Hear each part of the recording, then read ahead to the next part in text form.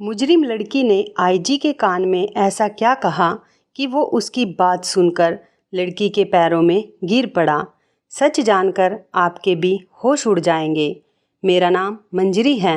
मैं ये दुख भरी कहानी आप सभी के साथ शेयर करना चाहती हूँ। ये कहानी जेल के पीछे की एक 15 साल की मुजरिम लड़की की कहानी है। आखिर मुजरिम लड़की ने आईजी के कान में ऐसा क्या कहा कि वो उसकी बात सुनकर लड़की के पैरों में गिर पड़ा। जानकर आपकी भी रूह कांप उठेगी। आज तो आईजी साहब के लिए जैसे कयामत आ गई थी। इस लड़की की बात पर करंट खाकर पीछे हटा। उसकी बात सुनकर उसे बहुत ज़ोर से झटका लगा था। उसने कहा, नहीं नहीं, ऐसा नहीं हो सकता। तो डर से सिर हिलाता हुआ पीछे दीवार की ओर खिसक रहा था और वो उसके सामने खड़ी हंस रही थी। वो जो उसकी बेटी से भी छोटी उम्र की थी, वह उसके साथ कैसी अनोखी बात कर रही थी। ऐसा कैसे हो सकता है? ऐसा भी होता है दुनिया में। ये कोई फिल्म की कहानी नहीं थी, ये उसकी ज़िंदगी थी। एक हकीकत भरी ज़िंदगी, एक जीते जागते इंसान की ज़िंदगी। मगर उसे ऐसा लग रहा था वो किसी कहानी का किरदार बन गया है। ये मोड़ भी उसकी ज़िंदगी में किसी फिल्म की तरह ही आया था। कितने ही पल लगे थे उसे खुद को संभालने में। वह फिर से उस लड़की के पास गया और उसने फिर वही सवाल पूछा, उसकी पहचान के बारे में, उसके परिवार के बारे में और उससे इस जुर्म के बारे में जो उसने बताया था। मगर लड़की का जवाब अभी भी वही था जो उसके चुने हुए लोगों के लिए काफ़ी था।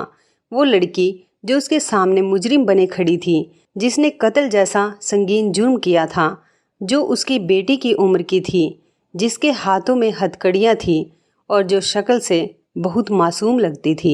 मगर उसकी आंखें उसके चेहरे का साथ नहीं दे रही थी। उसकी आंखें कुछ और ही कह रही थी और अगर कोई नज़र परखने वाला होता तो उसकी आंखों में लिखी हुई दास्तान आसानी से पढ़ सकता था।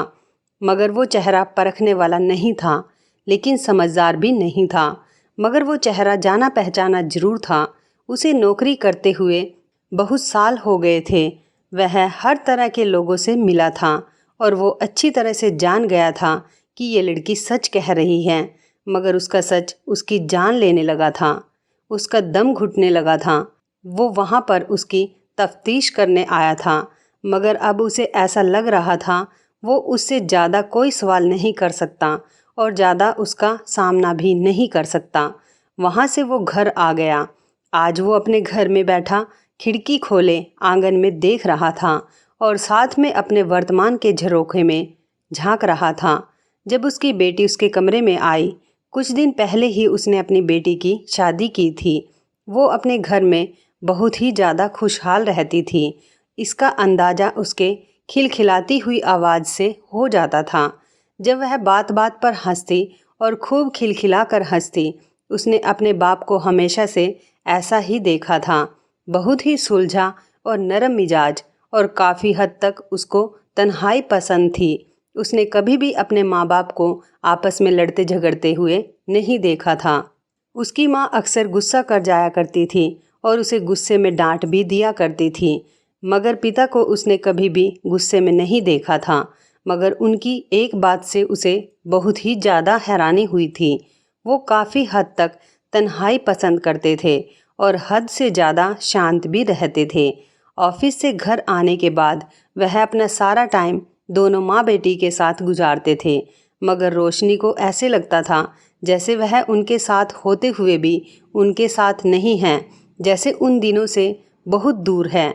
ऐसा लगता था जैसे कोई बात है जो उसके पिता को परेशान करती है, मगर वो उसे अपने शब्दों में जाहिर नहीं कर सकती थी। कई बार उसने दबे हुए शब्दों में अपने पिता से इस बारे में पूछा था और वो हमेशा उसको टाल दिया करते थे। वो हर मुमकिन तौर पर कोशिश करते थे कि वो अपने गुजरे हुए कल को भूल जाए, मगर उन्हें अपना गुजरा हुआ कल लाख कोशिश करने के बावजूद भी नहीं भूला जाता था। कोई ना कोई ऐसी बात हो जाती थी जो उन्हें उसकी याद दिला दिया करती थी। कभी कोई बात, कभी कोई चीज़, कभी कोई शब्द उसको पुतला बनाकर उनकी नज़रों के सामने लाकर खड़ा कर देता था और वो फिर बेबसी की मूर्ति बने उसको देखने लगते थे। उनकी मोहब्बत की दास्तां भी अजीब थी। इसे पाकर भी उन्होंने अपने हाथों से खो दिया था। अगर वो चाहते तो सारी ज़िंदगी उसके साथ गुजार सकते थे, मगर उनकी मजबूरी उनके आड़े आ गई थी और अपनी बुज़दिली और मजबूरी के हाथों उन्होंने अपनी मोहब्बत को गंवा दिया। आज भी वो अपनी पुरानी यादों की गमज़दा दास्तान खोले बैठे थे जब उनकी बेटी रोशनी उनके कमरे में आई और उनके सामने धीरे से बैठकर उनसे पूछने लगी कि पिताजी, क्या बात है? आप इतने परेशान क्यों रहते हैं? ऐसी कौन सी बात है जो आपको परेशान करती है?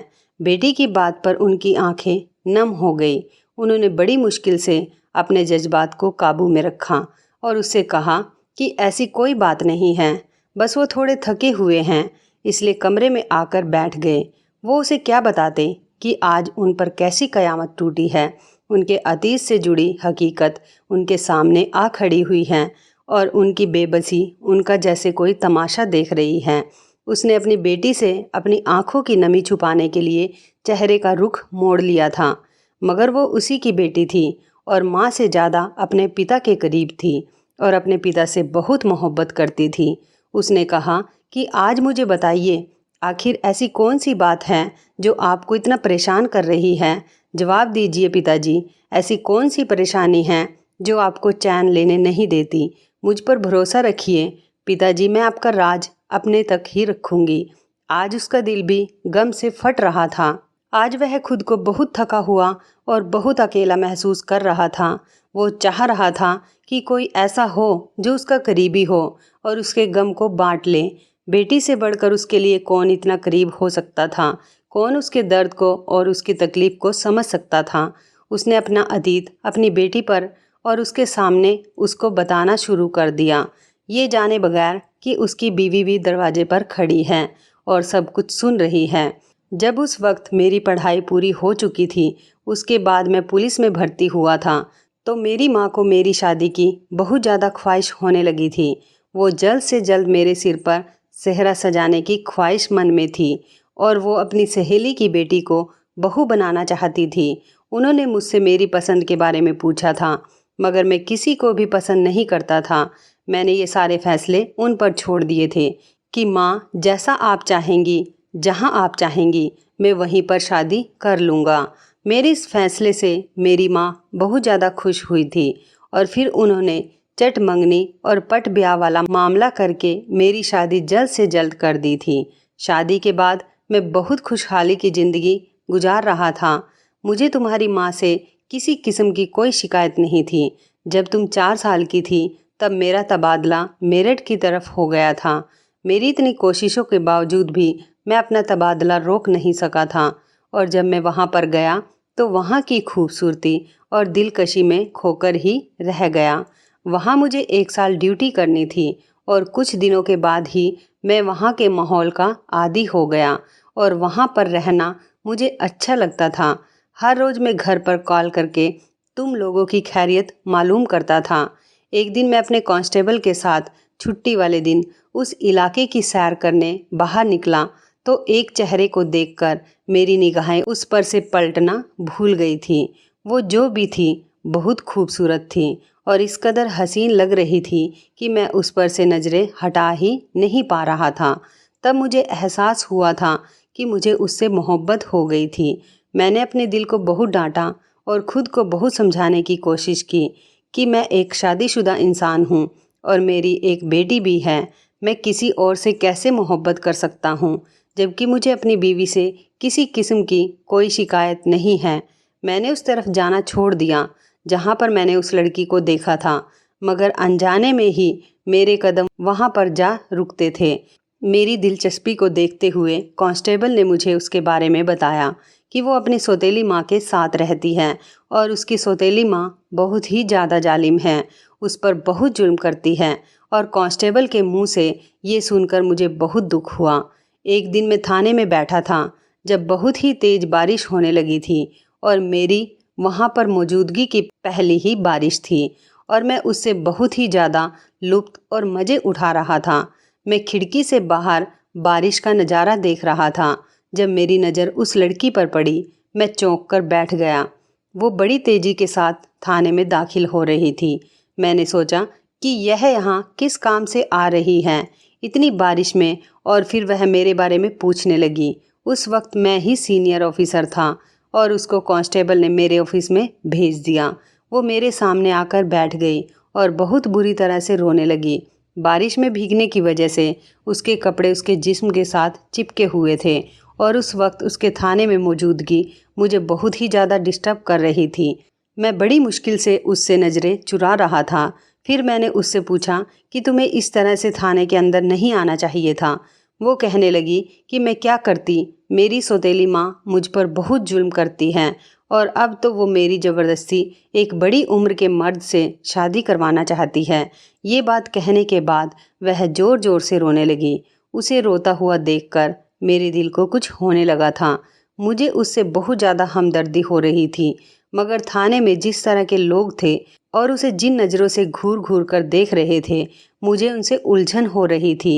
मैंने उसे गाड़ी में बिठाया और उसके घर पर छोड़ कर आया और उससे कहा कि दोबारा इस तरह से थाने में कभी मत आना।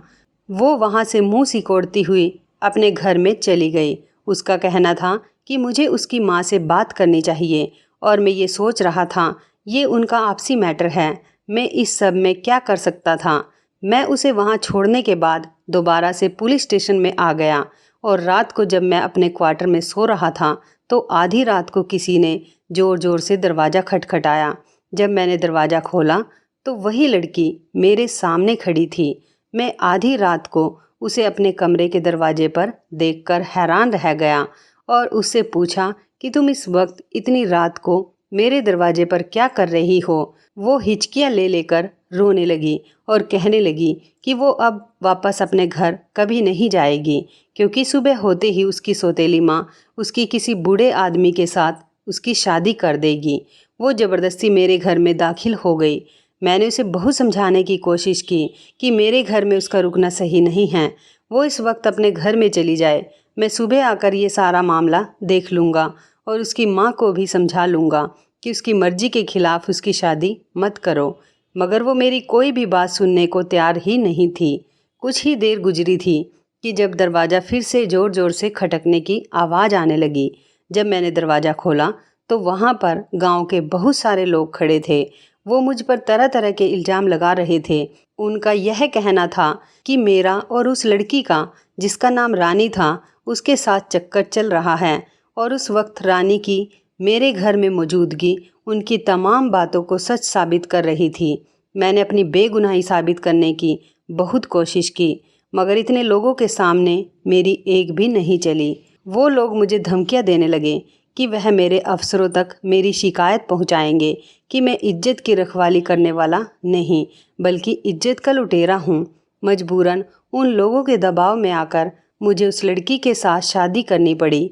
अगर देखा जाता, मेरे अपने दिल की भी यही ख्वाहिश थी कि मैं उसे हासिल कर लूं। अगर मेरे दिल की ख्वाहिश ना होती या वो एक अच्छी लड़की ना होती तो मैं भी किसी के दबाव में आकर उसके साथ शादी नहीं करता। मगर अब मसला ये था कि मुझे कुछ टाइम के बाद वापस जाना था और मैं उसके बारे में किसी को कुछ नहीं बता सकता था। मैं अगर तुम्हारी माँ को इस बारे में बताता तो वो हंगामा खड़ा कर देती। मेरे वहाँ से तबादले के दिन करीब आ रहे थे और रानी भी उस वक्त ऐसी हालत में थी जब मैं उसे अकेला नहीं छोड़ सकता था, क्योंकि वो माँ बनने वाली थी और उसकी डिलीवरी में कुछ ही वक्त बाकी था। उस वक्त उसके साथ किसी न किसी को मौजूद होना बहुत ज़रूरी था। आजकल उसकी सौतेली माँ उसके साथ बहुत ही ज़्यादा मोहब्बत जता रही थी और घर में भी आना जाना रखने लगी थी। मैं अक्सर रानी से कहता कि तुम अपनी माँ पर बेवजह शक करती थी, उससे बेवजह नफरत करती थी। वो तो इतनी अच्छी है, तुमसे इतनी मोहब्बत करती है। तब रानी खामोश होकर रह जाती और जिस दिन मुझे वापस आना था, मैंने उसकी सौतेली माँ को कहा कि मैं कुछ दिनों के बाद आकर उसे हमेशा के लिए यहाँ से ले जाऊँगा, तब तक उसका ख्याल रखना। उसने मुझे यकीन दिलाते हुए कहा, रानी भी उसकी बेटी है और वो एक माँ की तरह ही उसका ख्याल रखेगी। मगर रानी बहुत ही ज़्यादा डर रही थी। उसका ये कहना था कि सौतेली माँ उसको जान से मार देगी।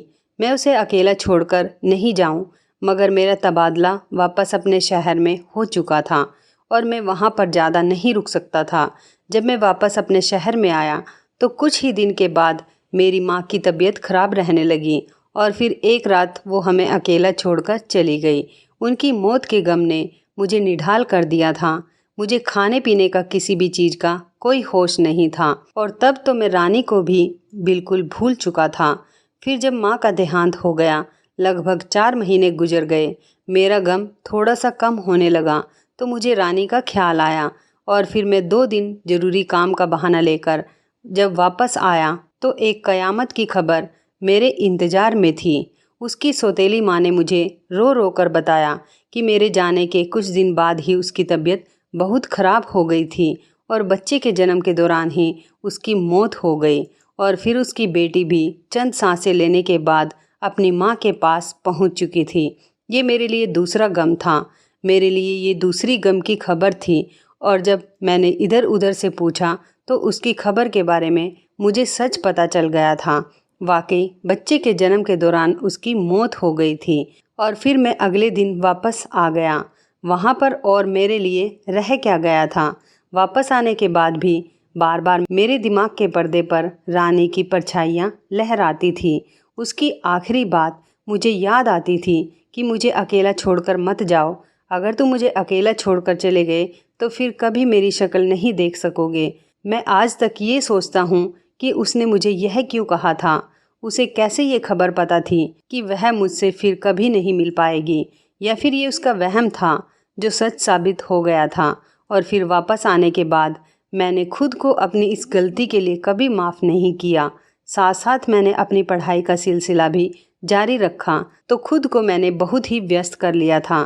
धीरे धीरे मैं तरक्की करता गया और फिर मैं आईजी के ओहदे पर पहुंच गया, मगर इस तमाम सालों में मैं उसे भूल ही नहीं पाया था।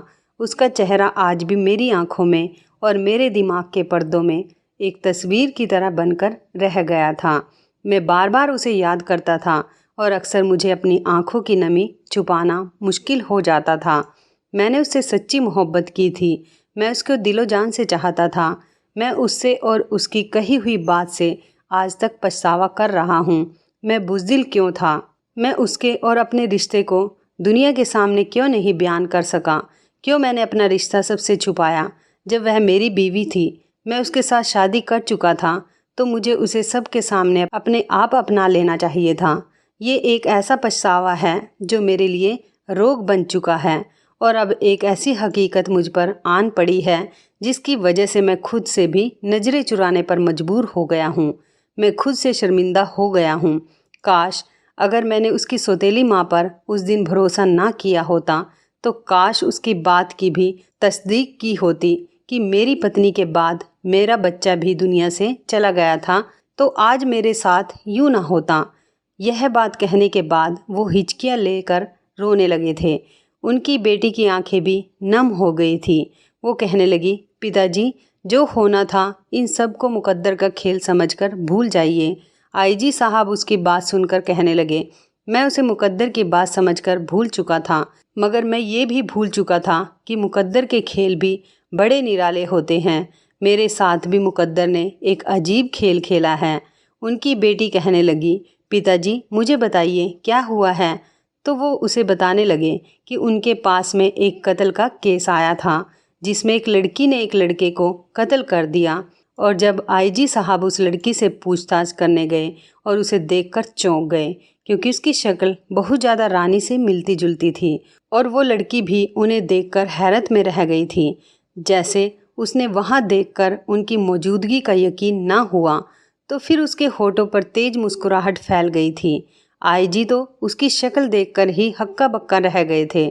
कोई इंसान किसी दूसरे इंसान से इतनी हद तक कैसे मिल सकता है? और फिर जब उन्होंने उस लड़की से पूछताछ करना शुरू किया तो उसने बताया कि वो रानी की और उनकी बेटी हैं। ये सुनकर ही वो वहाँ से चले गए और उसके बाद उसे कोई सवाल कर ही नहीं सके। अब तो तीनों ही अपनी जगह पर खामोश थे।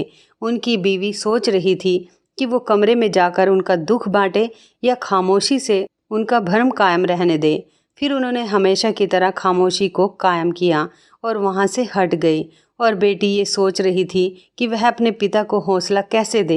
जिस पिता ने अपनी औलाद को बचपन में मरा हुआ समझ लिया था, वह अब उनके सामने न सिर्फ जिंदा हालात में मौजूद थी, बल्कि एक मुजरिम की हैसियत से उनके सामने खड़ी थी। उसके गम का अंदाज़ा लगाना मुश्किल नहीं था। अगले दिन वो हिम्मत करने के बाद दोबारा से अपने ऑफिस में गए और उस लड़की को बुलाने के लिए कहा। जब वो उनके सामने आई तो उसका चेहरा बिल्कुल उदास पड़ा हुआ था और वह जज्बात से बिल्कुल खाली हो गई थी। आईजी साहब ने उसे बैठने के लिए कहा और उससे कहा कि तुम मुझे सब कुछ बताओ, बचपन से लेकर अब तक तुम कहाँ रह रही थी और तुमने यह कत्ल क्यों किया? तुम बहुत छोटी सी हो, इतनी छोटी उम्र में कत्ल जैसे संगीन जुर्म कैसे कर सकती हो? वो जब बोलने पर आई तो उसका एक एक शब्द जैसे उसके गमों में डूबा हुआ था। उसने कहा, मैं जब पैदा हुई थी तो मैंने सिर्फ अपनी नानी का चेहरा देखा। नानी के अलावा मैं किसी भी रिश्ते से कोई मतलब नहीं रखती थी। मगर जब मैं बड़ी हुई तो मेरी हैरत में इजाफा होता गया कि नानी बाकी नानियों जैसी नहीं थी। मेरी सहेलियों की जो नानी थी उनसे बहुत प्यार करती थी, उनके बहुत ज़्यादा लाड़ नखरे उठाती थी, जबकि मेरी नानी तो मुझे बहुत मारती थी, मुझ पर बहुत जुल्म करती थी। उनका कहना था कि मैं उनके लिए मुसीबत हूँ। मुझे नानी की जुबानी ही पता चला था कि मेरी माँ मेरे जन्म के दौरान ही मर गई थी और फिर उसके मरने के काफ़ी दिन बाद मेरे पिता वहाँ पर आए थे। मगर मेरी नानी ने उनसे झूठ बोल दिया था कि मैं भी माँ के साथ मर चुकी हूँ और अब वो इस बात पर पछतावा करती थी कि उन्हें मुझे मेरे पिता के साथ भेज देना चाहिए था। उन्हें मेरी जिम्मेदारी उठाना बहुत मुश्किल लग रही थी। जब मैं बड़ी हुई तो उन्हें अपनी ये जिम्मेदारी हल्की होती हुई महसूस हुई, क्योंकि वो घर के सारे कामकाज मुझसे करवाती थी। मुझे मोहल्ले वालों से पता चला कि मेरी माँ के साथ भी वो बहुत जुल्म करती थी। मेरी माँ को भी उसने छोटी सी उम्र में ही बहुत काम पर लगा दिया था और खुद सारा दिन बिस्तर तोड़ती रहती थी। फिर मोहल्ले वालों की जुबानी ही मुझे ये भी पता चला था कि आप दोनों की शादी कैसे हुई थी। मैंने इंटर तक बहुत मुश्किल से पढ़ाई पूरी की थी। नानी का मुझे पढ़ाने का कोई इरादा नहीं था। उस वक्त 5वीं कक्षा में पढ़ती थी जब उन्होंने मुझे लोगों के घरों में काम करने पर लगा दिया था। उनका कहना था कि वह सारी ज़िंदगी मेरी माँ को भी खिलाती रही है।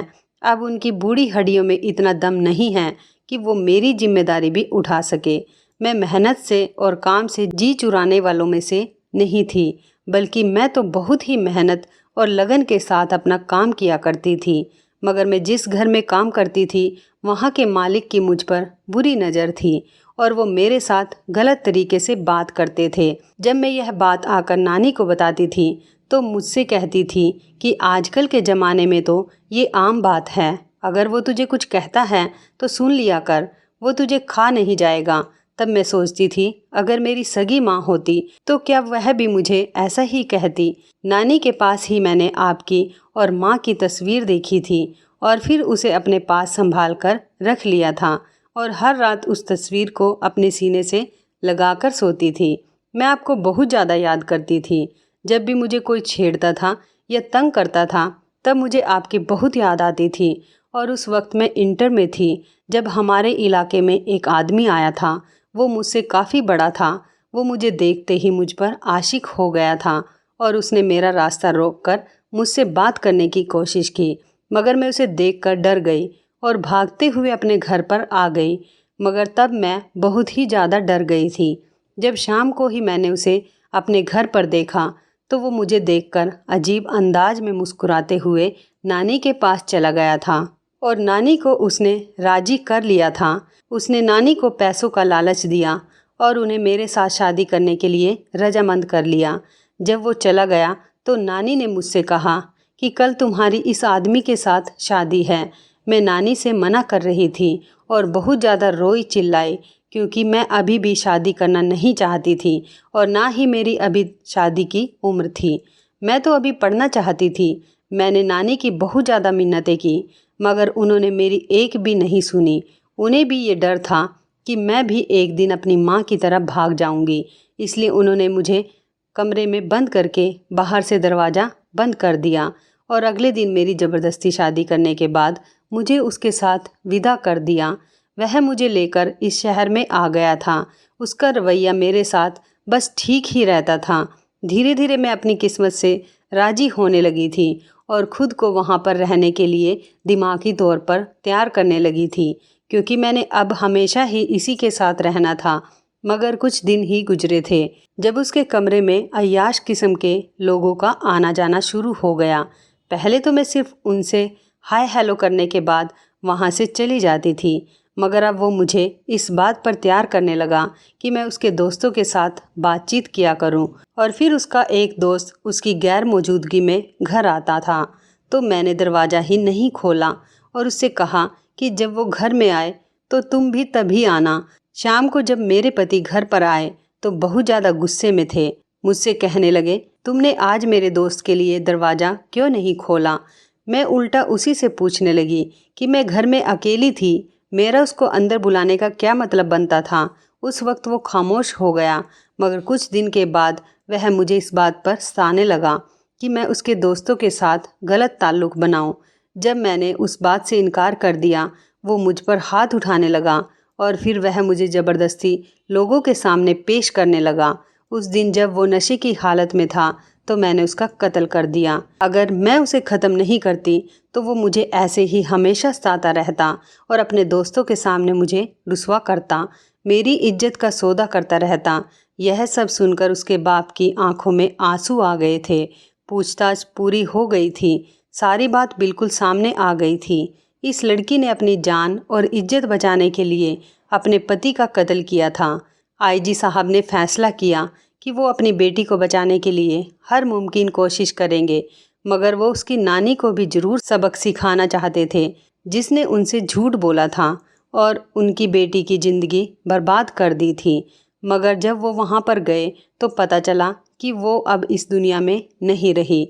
उनके अंदर गुस्से का एक लावा था जो भड़क रहा था। उन्होंने अच्छे से अच्छा वकील किया कि उसमें गीता की कोई गलती नहीं है, उसने यह कत्ल दबाव में आकर किया था। अदालत ने उसे 6 साल की कैद की सज़ा सुनाई थी और 6 साल पूरे होते ही वो उसे अपने घर में ले आए थे और फिर उन्होंने अपनी बीवी से ये कहकर उससे मिलवाया था कि ये उनकी बेटी है। और फिर उनकी बीवी ने उसका बहुत अच्छे से स्वागत किया और उसके साथ वैसा ही सलूक करने लगी जैसे वो अपनी सगी बेटी के साथ करती थी। गीता बहुत ही ज़्यादा खामोश रहती थी, वो बहुत ही कम बात किया करती थी। एक दिन जब उसने उसकी सौतेली बहन रोशनी से उसकी इस कदर खामोशी की वजह पूछी तो वो कहने लगी कि मैंने सारी ज़िंदगी माता पिता के साए के बिना ही गुजारी है, उनकी मोहब्बत और प्यार के बगैर गुजारी है, और अब जब अपने पिता के घर में आई हूँ तो मुझे अंदाज़ा हुआ है कि बाप का सहारा कितना मजबूत होता है। बाप के होते कोई इंसान बेटी की तरफ मैली निगाह उठाकर देखने की जुर्रत ही नहीं कर सकता। और अगर आज मैं तुम्हारे साथ इस घर में पली बड़ी होती तो मेरी ज़िंदगी भी बहुत अलग होती। रोशनी ने उसे गले लगा लिया और उसे तसल्ली दी, तुम फिक्र मत करो, अब सब कुछ ठीक हो जाएगा। सब लोगों ने उसे कहा था कि अगर तुम आगे अपनी पढ़ाई शुरू करना चाहती हो तो पढ़ सकती हो, हमें इस बात पर कोई ऐतराज़ नहीं है। मगर गीता ने ये कहकर इनकार कर दिया कि अब उससे पढ़ा नहीं जाता, उसे अब कुछ भी याद नहीं रहेगा। आईजी साहब उसके फ्यूचर की वजह से बहुत परेशान रहते थे। फिर उनकी मुलाकात उनके एक पुराने दोस्त से हुई जिन्होंने गीता को देखा और उसके बारे में आईजी साहब से गीता का रिश्ता मांगा।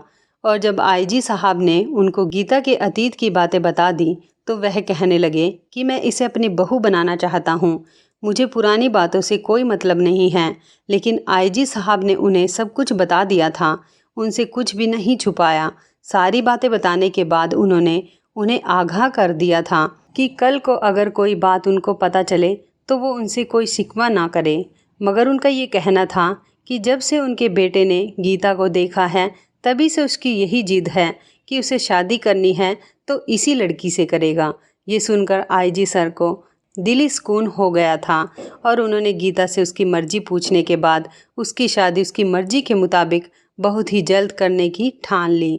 लेकिन गीता इस बात से बहुत परेशान थी, उसका पति, उसके ससुराल वाले उसके साथ ना जाने कैसा सलूक करेंगे। मगर उसके तमाम शक गलत साबित हुए क्योंकि वह लोग बहुत अच्छे थे और उसका बहुत ज़्यादा ख्याल भी रखते थे। फिर कुछ ही दिनों बाद गीता की शादी कर दी गई और गीता अपने घर में खुशी खुशी रहती है। उसकी ज़िंदगी में जो कुछ भी हुआ था वो उन सब को भुला चुकी थी और अपनी नई ज़िंदगी की शुरुआत बहुत अच्छे तरीके से कर रही थी। दोस्तों, उम्मीद करती हूँ आपको हमारी कहानी पसंद आई होगी। कहानी पसंद आई है तो वीडियो को लाइक करें। तो इस कहानी के बारे में दोस्तों आपकी क्या राय है, कमेंट करके ज़रूर बताइएगा। दोस्तों, आपको हमारी ये मज़ेदार कहानी कैसी लगी, आप हमें कमेंट बॉक्स में ज़रूर बताएं। यदि आपके पास भी ऐसी कोई प्यारी सी कहानी है या फिर ऐसी कोई कहानी जिससे कुछ शिक्षा मिले तो आप हमारे साथ उसको ज़रूर शेयर करें। दोस्तों, यदि आपको हमारी ये वीडियो अच्छी लगे तो आप हमारी इस वीडियो को लाइक शेयर ज़रूर करें और ऐसी ही दिल को छू लेने वाली प्रेरणादायक कहानियाँ सुनने के लिए हमारे चैनल को भी सब्सक्राइब करें। यदि आप हमें फेसबुक पर देख रहे हैं तो आप हमारे फेसबुक पेज को लाइक और फॉलो ज़रूर करें। तो दोस्तों, फिर मिलते हैं ऐसी ही ज़बरदस्त कहानी या टिप्स के साथ नई वीडियो में। तब तक के लिए धन्यवाद। आप सभी अपना ख्याल रखना। आपका दिन शुभ व मंगलमय हो।